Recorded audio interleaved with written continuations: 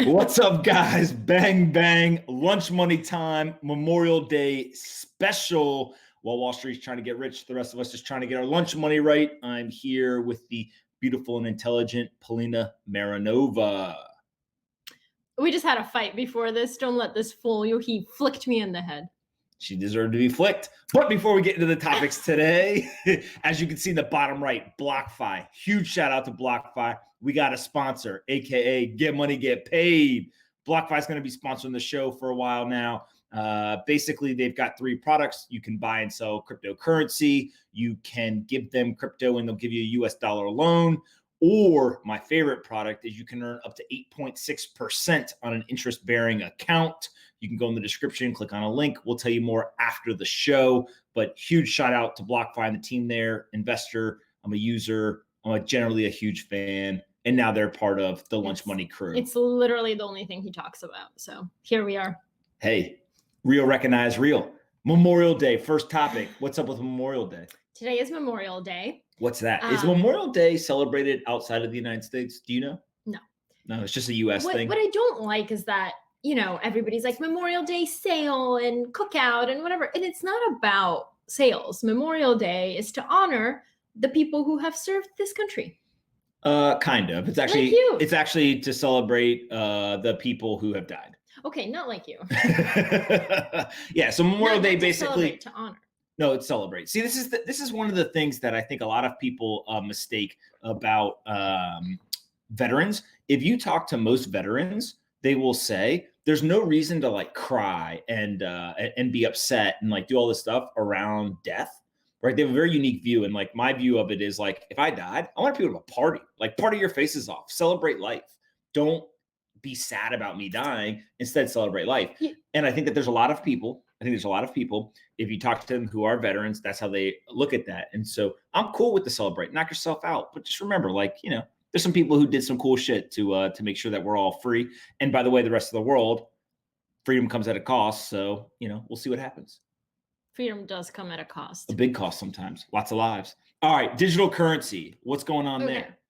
That's a pretty nondescript topic writing there. Well, so this is interesting. So as the idea of central bank digital currency starts to gain traction, first of all, I didn't know it was gaining traction, but anyway, the US in particular needs to pay attention or risk losing a major aspect of its geopolitical power, according to JP Morgan Chase. What do you think, Anthony? Hey, welcome to the game, JP Morgan Chase. Basically, central bank digital currency is simply taking a digital currency or taking a central bank currency and digitizing it. So again, most of you already know my belief is that every currency is going to be digital. Digital dollar. I thought that idea was shut down. Since when is it gaining traction? No. So there's 3 separate types of digital currencies, if you will. One is a separation of state and money, which is Bitcoin, right? So no nation has control or monetary policy decision-making power. The second is something like a private corporation, which is what Facebook's Libra originally was. Mm-hmm. So a company could create a currency and try to drive adoption. And then the third, obviously, is a central bank currency, which is what the US dollar, the yen, the euro, all that stuff is. Basically, what's going to happen here is every currency is going to be digital, right? The difference is what they're talking about is, quote, there's no country with more to lose from the disruptive potential of digital currency than the United States. This revolves primarily around the US dollar hegemony. Issuing the global reserve currency in the medium of exchange for international trade in commodities, goods, and services conveys immense advantages, end quote. So having the US dollar be the global reserve currency gives the US lots of power.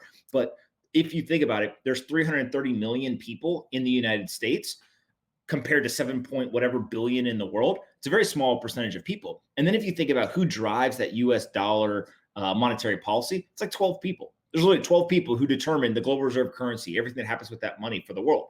And so what ends up happening is it's an accessibility problem, right? So if you think about how many people in Bulgaria can get access to dollars, actually not that many, right?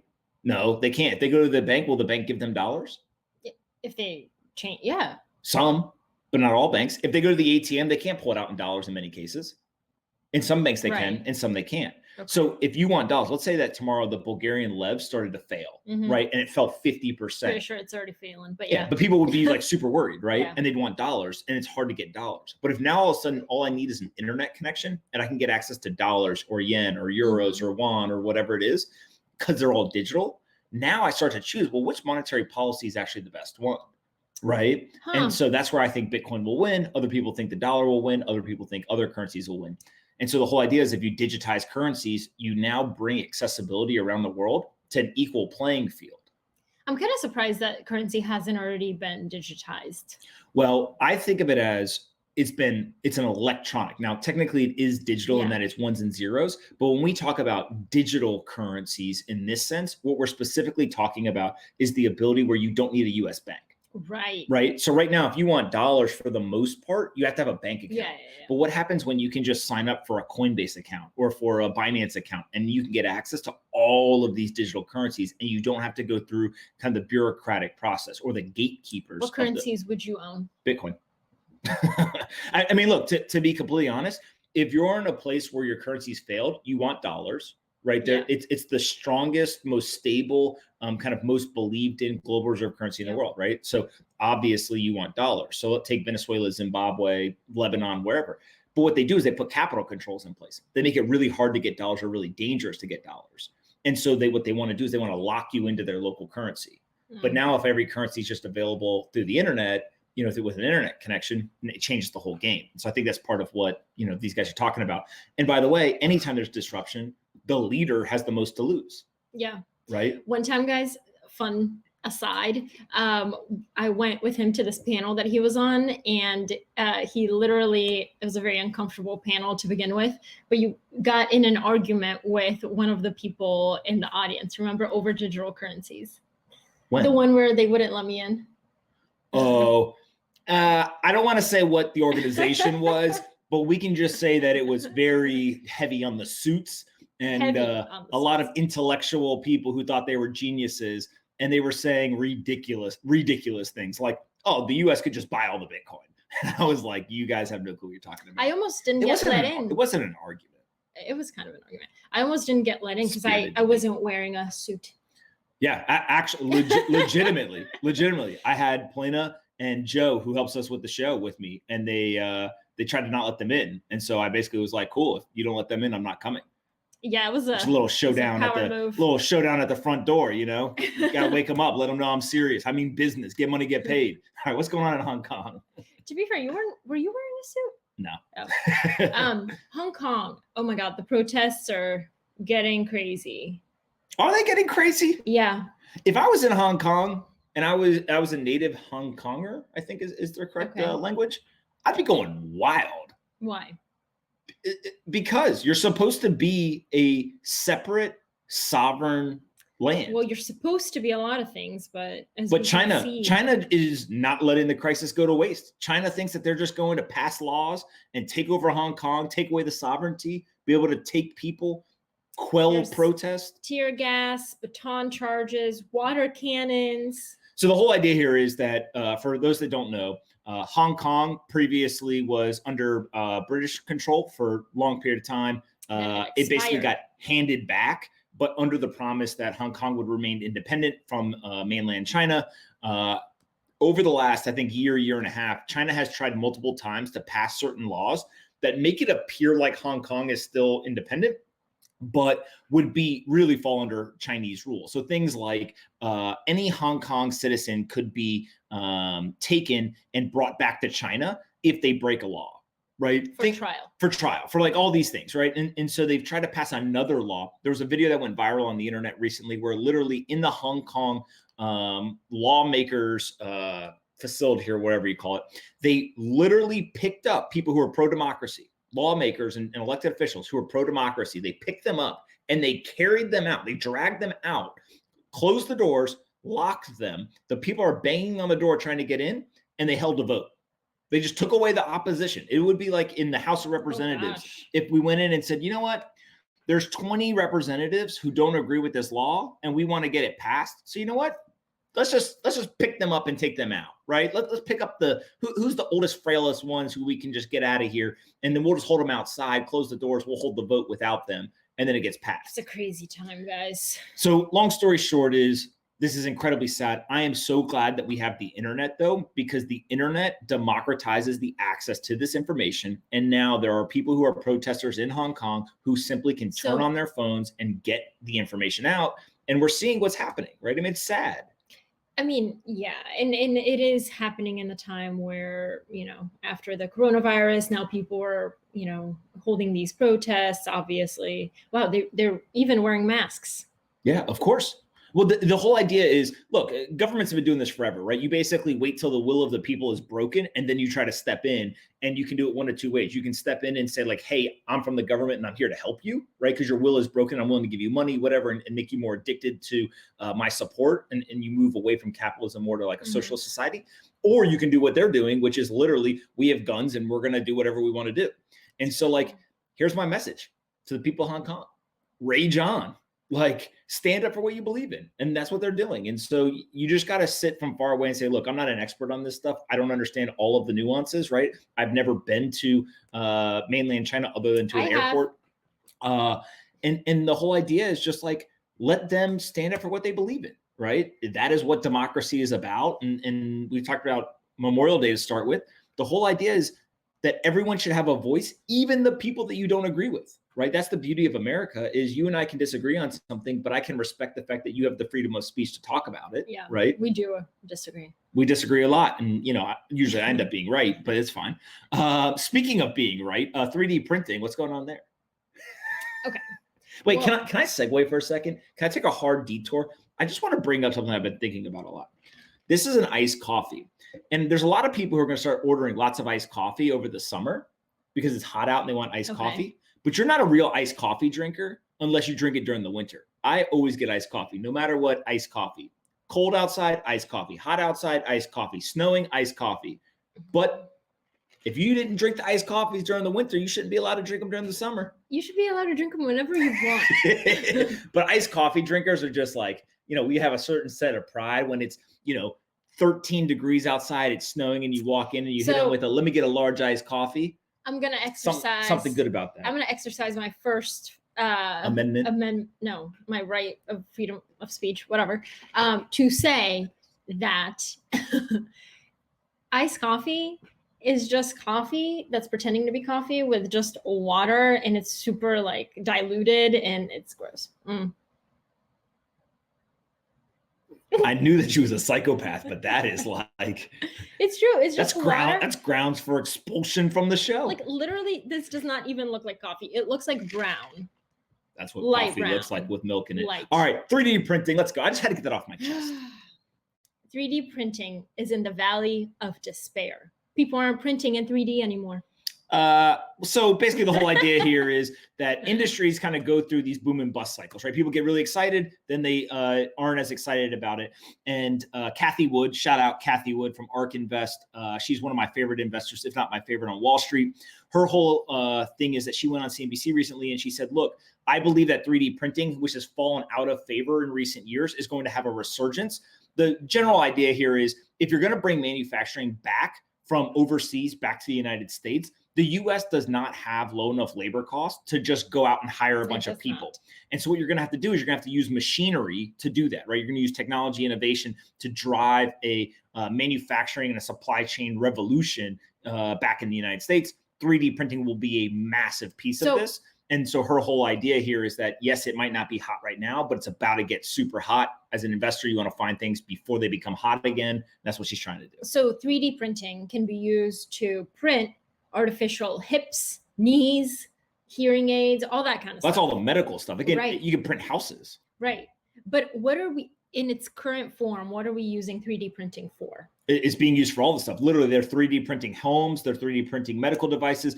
Any type of plastics, like people are 3D printing guns. All that stuff can be done. Why is it in the valley of despair? I feel like that's a lot of applications. So the whole idea is that investor sentiment is not as high as it used to be, right? But the amount of work that's being done there, it has remained consistent and grown. But what they're talking about is things like the stock prices of companies that are big in 3D printing are down. Investors have kind of gone on to other technologies that they think are more sexy, or exciting. But what ends up happening is just because investor sentiment goes down doesn't mean that the actual value that the industry is creating changes.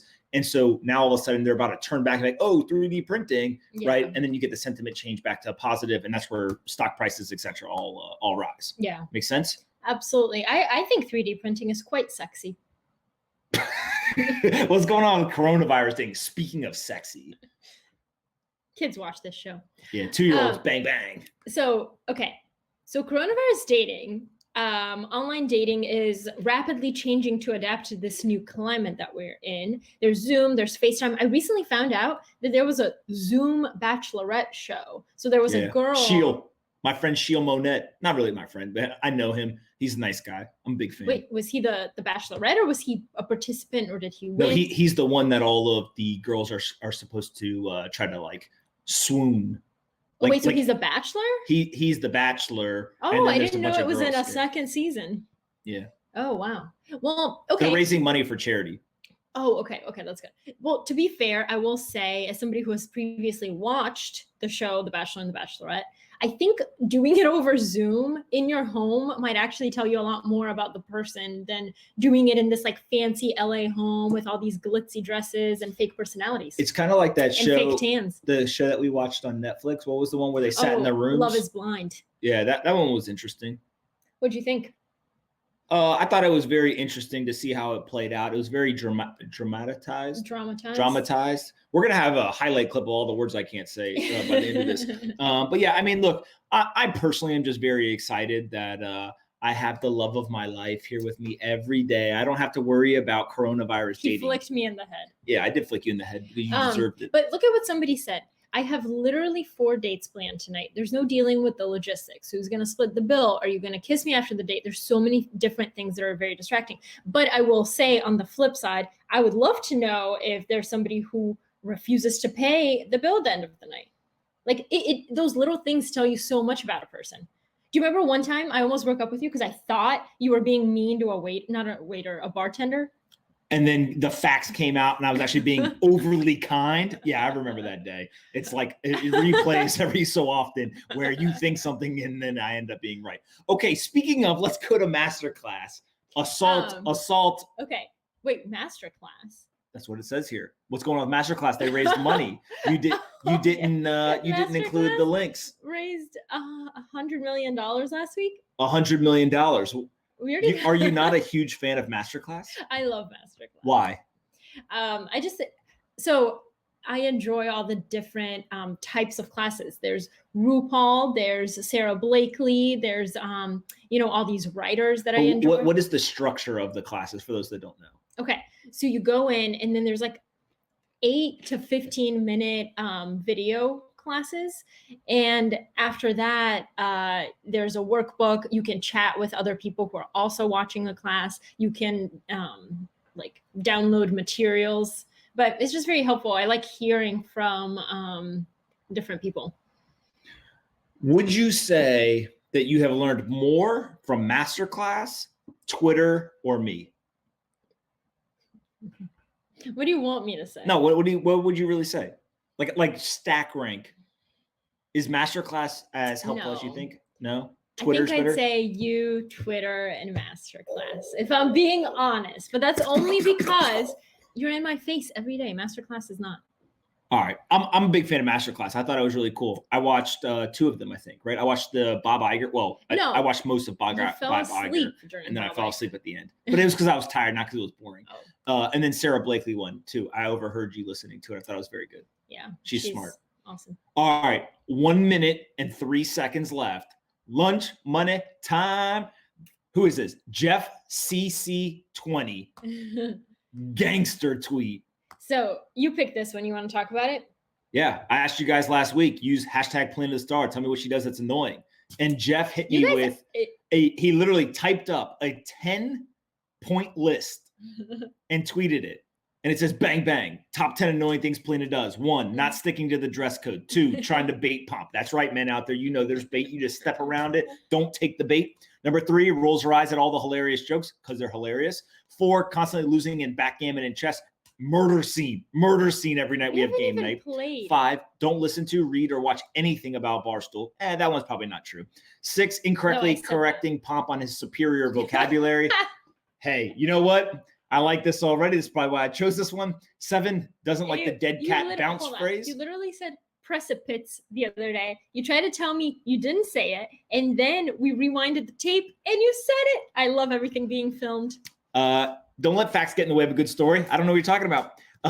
8, not letting the immaculate Pomp cut her hair. Immaculate. We did not get to the 10,000 yet. We're about 4,000 favorites. We'll get there soon. 9, she does Bulgarian math. She actually does do Bulgarian math, but the secret is Americans. Bulgarians are better than us at math. You know what's really funny? I don't know why. And my friend who's from Mexico also does this, so I think it's a trend.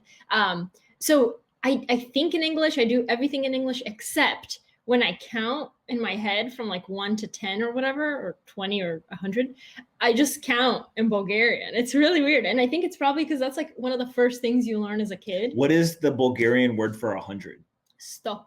Sto? Mm-hmm. See, why they got to make it so easy over there? That's why you guys are good at math. Like 100 is so many syllables. You guys got one syllable for 100. All right. And then the last one, she's trying to do a hostile takeover of the show.